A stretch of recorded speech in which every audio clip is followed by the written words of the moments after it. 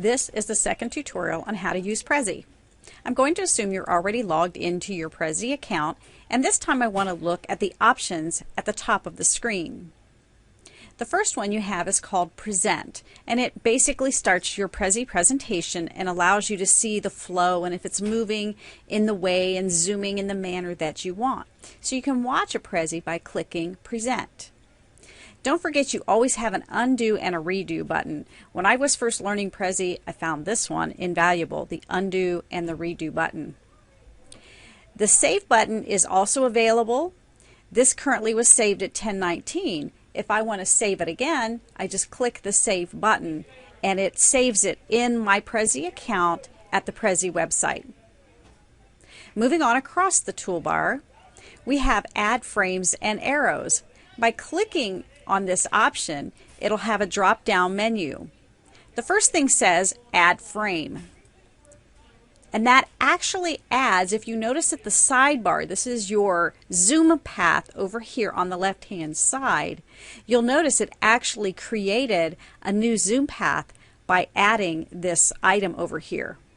I'm going to hit undo and not leave that there. But that is how you can get a new frame. Now if you select any of these other ones, like draw bracket frame, and click and then you can draw it, notice it does not create a zoom path. You would have to specifically do that. But you can also click on these items, and if you decide you want a circle instead of a bracket, you have the option, or a rectangle, or an invisible, or just to remove it altogether, and I'll do that. And we have arrows, so I'll draw an arrow to point at something. I can change the style of my arrow by the colors,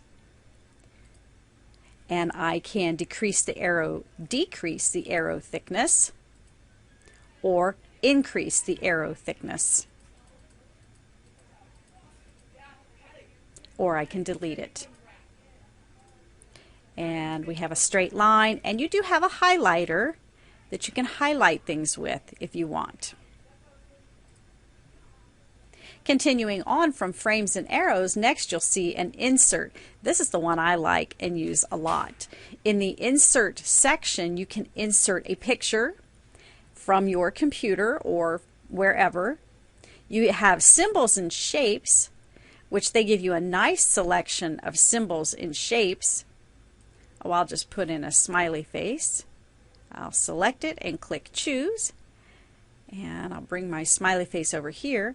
But notice again, there is no zoom path created with that image. It's now on your canvas, but there is no path to it. And we'll talk about the zoom paths in a little bit. I just want to keep pointing that out. You can do a diagram. I believe there's like a Venn diagram and all kinds of different diagrams that you don't have to create them yourself. They are already pre-created. YouTube videos are interesting, and I'll show you how to do that in a particular presentation, but basically you click on it and then you list the link to the YouTube video, and it actually plays out in your Prezi. Very cool. You can add some background music.